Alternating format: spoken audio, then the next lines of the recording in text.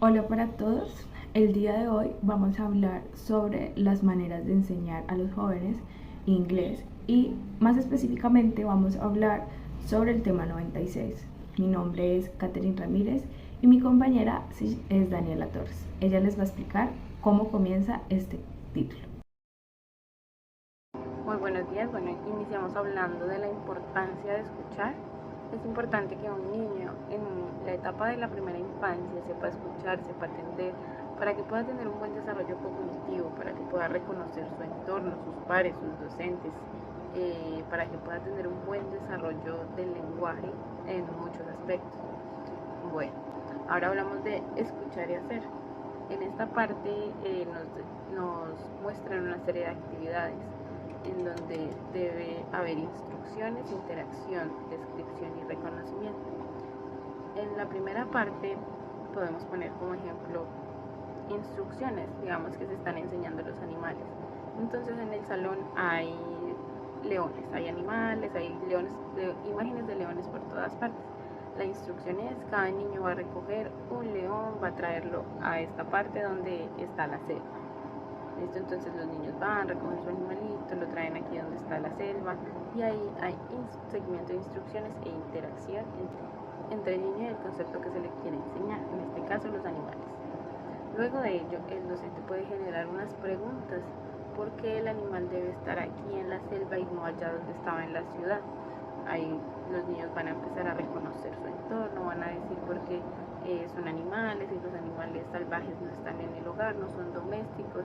Entonces hay un reconocimiento del contexto, reconocimiento de los diferentes tipos de animales, hay un desarrollo del lenguaje, hay un seguimiento de instrucciones, lo cual es importante para el desarrollo y el aprendizaje del inglés.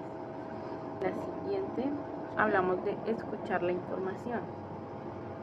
Esto nos lo proporciona por medio de una actividad en la cual se proporciona la imagen de un pueblo, de una ciudad, donde podemos ver iglesias, el parque, una casa, el banco, el supermercado, bueno, en fin. Entonces, a cada niño o se proporciona una imagen grande para que todos puedan participar colectivamente y ellos deben orientarse.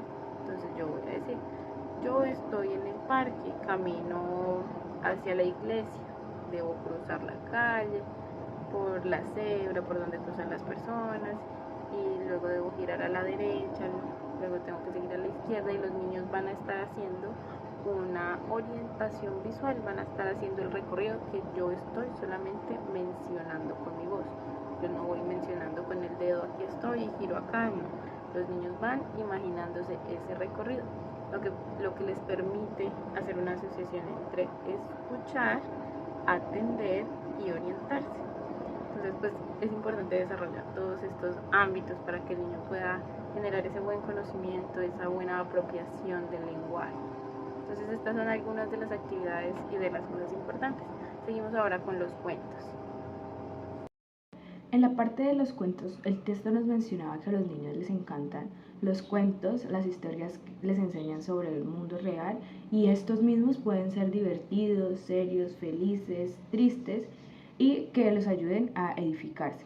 A los niños les gusta que les cuenten las historias y que se las vuelvan a contar y que se las vuelvan a contar. Nos daban algunos consejos de que cuando leamos a los niños debemos de ser animados con nuestra voz, dramáticos, para capturar esa atención y hacer que la historia cobre vida. Mencionaban algunos ejemplos sobre partes dramáticas, partes tristes y cómo debíamos de exclamarlo. También nos mencionaba que cuando queríamos contar historias debemos pensar en el orden en que deben estar las partes de esta historia. Debemos crear esa historia antes en nuestra cabeza para írsela a contar de una manera fluida a la lectura. Necesitamos contar estas historias, otra vez nos mencionaban que de manera dramática e interesante para capturar la atención de los niños.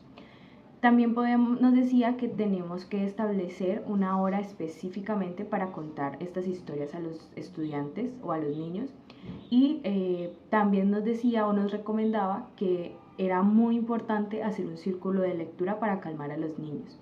en donde pudiera tranquilizarlos y relajarlos por medio de estos cuentos. Ellos nos decían que podría sentarse en el suelo para que escucharan, para que se relajaran, y que podríamos mostrarle ilustraciones del cuento o del libro que vayamos a contar.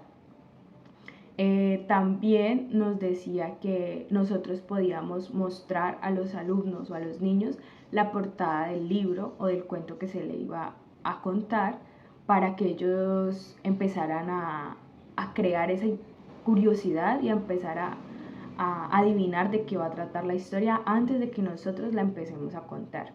De manera que nosotros también podemos hacer libros largos con los niños, pero generando esa curiosidad de que ellos quieran ser partícipes del cuento, ser partícipes de esta historia.